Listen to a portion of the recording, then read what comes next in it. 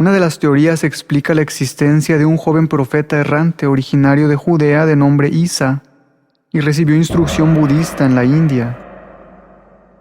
Esto pudiera ser una hipótesis con sustento, ya que las enseñanzas de Siddhartha Gautama datan de hace unos 2500 años y existen similitudes en sus doctrinas, como la de curar milagrosamente a los enfermos, alimentar a multitudes con solo unas semillas, o incluso sus enseñanzas sobre la ética y moral que en esa época se necesitaban para convencer a las masas.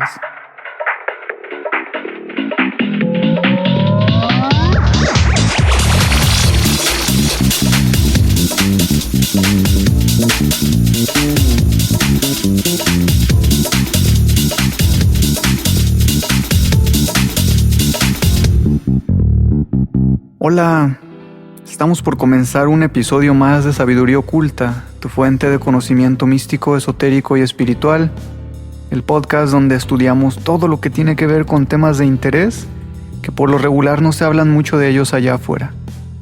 Si quieres expandir tu mente con este tipo de temas, estás en el lugar indicado. Te doy la bienvenida, yo soy tu anfitrión, Moisés Guzmán, y hoy estudiaremos las diferentes teorías que giran en torno a los años perdidos de Jesús.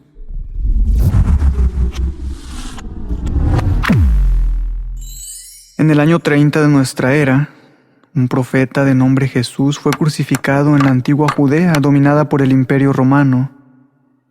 Y aunque en aquel momento fue algo insignificante, la vida, muerte y mito de la resurrección cambió nuestro mundo por completo.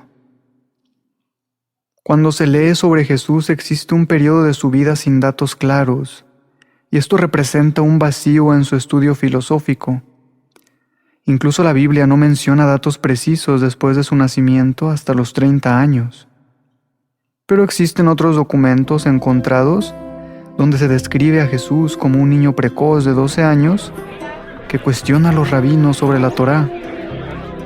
Esta etapa de su vida, entre 2 y 3 décadas, se conoce como los años perdidos de Jesús.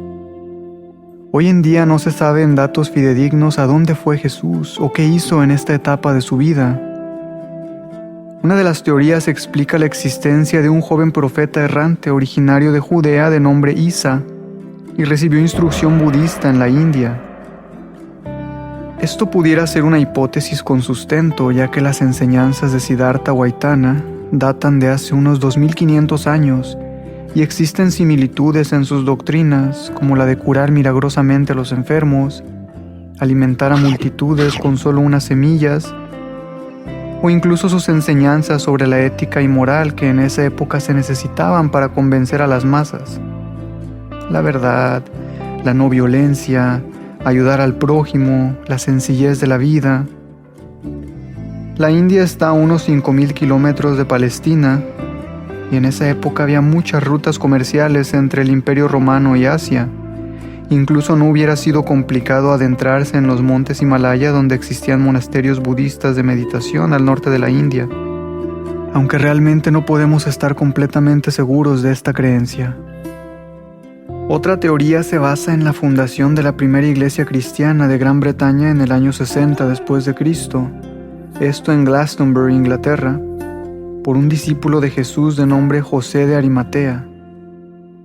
La suposición dice que José de Arimatea era realmente un tío de Jesús y que lo acogió al morir el padre de Jesús. Algunos historiadores describen a José de Arimatea como un hombre rico, al igual que el padre de Jesús. Era culto, era influyente, lo cual hubiera ayudado a que Jesús se instruyera sin problemas económicos.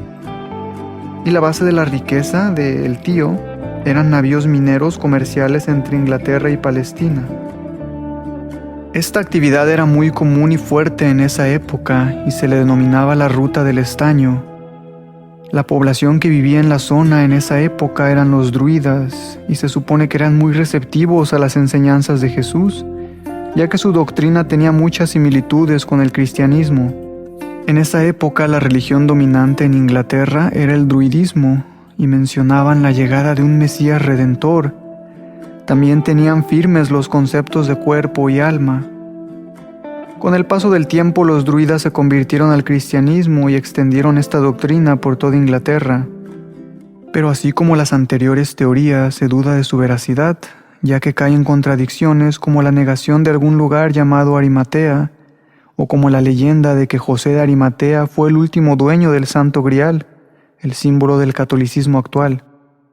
Adicional a estas creencias, hace más de 2000 años, en el Mar Muerto, se sostiene otra hipótesis.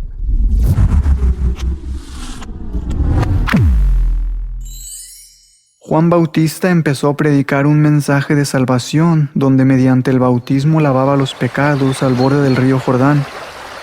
Uno de sus seguidores se dice que fue Jesús, y también se dice que Juan Bautista pertenecía a un grupo religioso llamado los Esenios, y que en su juventud Jesús vivió con los esenios, donde practicó y difundió el bautismo, así como el amor al prójimo, la sencillez en la vida, la obediencia a las leyes de la Torá.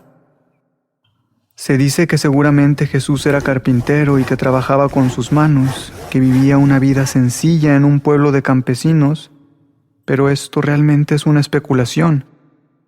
Se reconoce también a los esenios como un grupo radical y contrario a los sacerdotes judíos e inconformes con la ocupación de Roma en la época. En los manuscritos del Mar Muerto se menciona un Mesías y Maestro de la Justicia. Aunque existen contradicciones donde se describe al maestro esenio como un héroe guerrero que acabaría con la tiranía y la injusticia, y pues esto se oponía a las enseñanzas de amor de Jesús que ahora conocemos. Pero en algunos evangelios se dejan ver frases como «No he venido a traer paz sino espada», en Mateo 10:34, o donde pregunta uno de los discípulos a Jesús «¿Cogemos una espada?», y éste contesta «Coged dos». Esto pudiera hacernos suponer que los seguidores de Jesús eran gente de puñal o espada. En conclusión, casi todo lo que se sabe de Jesús está en el Nuevo Testamento y los 4 evangelios, Mateo, Marcos, Lucas y Juan. Aunque se estima que los apóstoles no eran biógrafos o historiadores, solo escribían sus creencias y su mensaje espiritual. También se sabe que estos evangelios fueron un resumen de notas que se escribieron unos 50 años después de la muerte de Jesús. Pero no solamente se escribieron estos 4 evangelios, ya que es bien sabido que existen docenas de evangelios no reconocidos por la Iglesia debido a esta controversia dogmática, y estos evangelios son conocidos como evangelios apócrifos.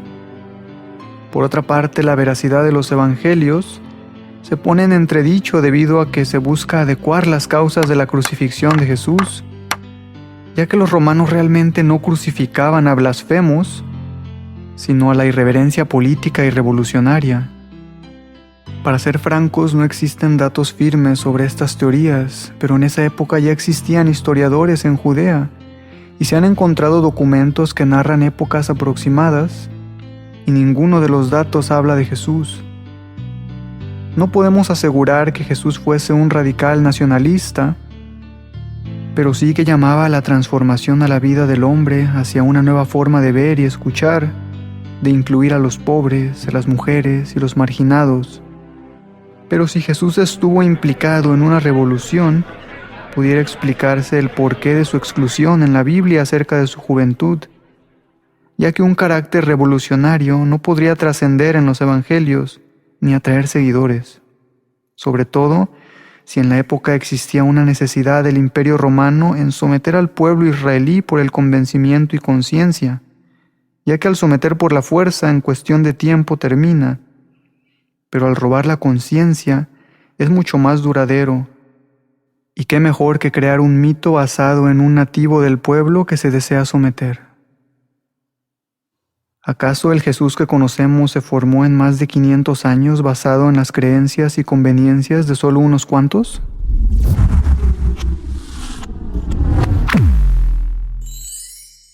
El día de hoy aprendimos sobre unas teorías que relatan sobre los años perdidos de Jesús.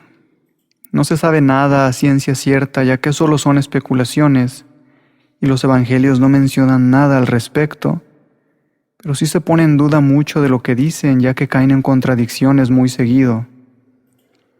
He leído el evangelio de Bernabé, el de María Magdalena, el de Judas, cuentan una historia diferente, más humana, diría yo, y creo poder entender por qué estos evangelios no llegaron a formar parte de la Biblia que hoy conocemos. Haya pasado lo que haya pasado, creo que el mensaje de Jesús era el amor al prójimo.